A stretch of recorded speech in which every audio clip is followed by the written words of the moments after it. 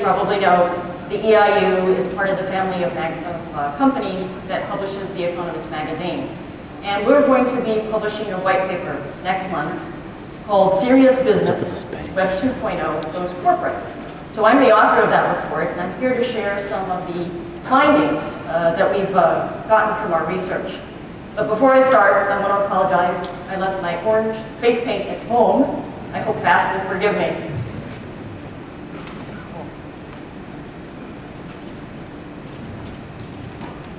So how did we go about this research? Two parts. First, we did an online survey, more than 400 executives and companies around the globe.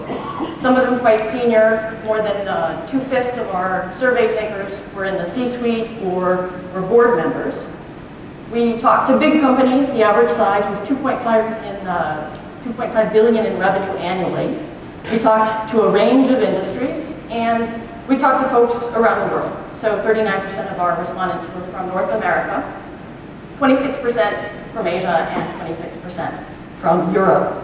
Once we got the survey results, I got together with a handful of senior executives at very interesting companies, again around the world, and did some in-depth interviews to find out how they're seeing Web 2.0 in their own companies. So what were some of the key findings that we had from the report? There's a little bit of a knowledge gap about Web 2.0. Folks have heard of it, of course, but they don't have a firm grasp of what it is and what it can do for their company. We discovered that there are a lot of challenges to adopting Web 2.0 at big companies, but at the same time we found that 79%, which is really quite high, 79% of executives felt that Web 2.0 was going to be adding to their bottom line, increasing revenues and or margins. At the same time, 30% of our survey takers said that Web 2.0 is going to impact all aspects of their business. So folks don't have a complete handle on it yet, but they're really expecting and anticipating some changes in their companies because of Web 2.0. We found some interesting ways that large companies are using Web 2.0, and then we were able to get some insight into some strategies for success, and I'll give you some information on that a little bit later. So how well do executives understand Web 2.0? More than half of our executives were able to identify a trio of classic Web 2.0 things. They know that it has to do with consumer-generated content. They know that it has to do with collaboration, social networking. 39%, only 39%, recognize tagging as a way to leverage the wisdom of crowds as a Web 2.0 thing. And of course, that's a very classic element of Web 2.0.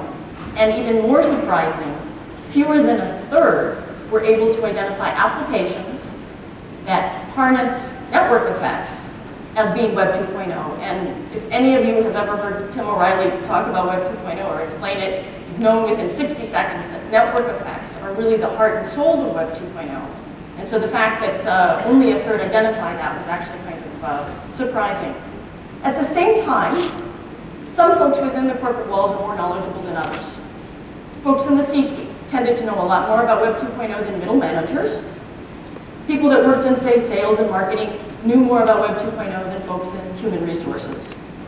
Folks that were in media and the entertainment industry know more about it than people in energy or chemicals.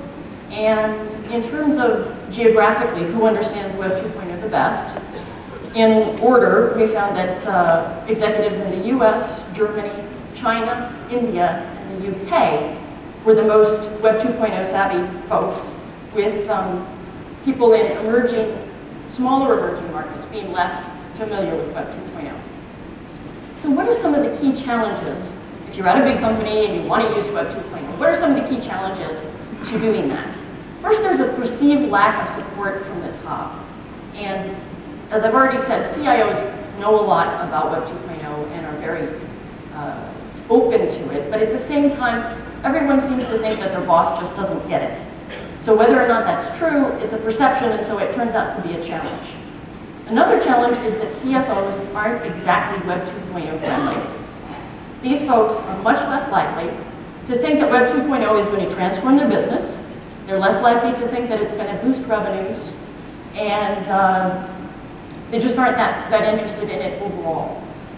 In terms of the IT department, it was interesting that executives praised senior managers in their IT department as understanding Web 2.0 and being very receptive to it, but at the same time they felt that there was a chronic lack of skills in the IT department. And for example, one CIO was talking to me about, you know, his guys are all experts in Cobalt, so they aren't exactly Ruby on Rails experts, and so there's an issue there. And also there's a budget problem in the IT department. The IT department historically never seems to have the money it needs to do what it needs to do, so that was another challenge. And then finally, through the interviews, we heard a lot about companies not seeing the forest for the trees. They wanted to adopt Web 2.0 tools, but they forgot what the real reason was. So they aren't focusing on tapping network effects, for example.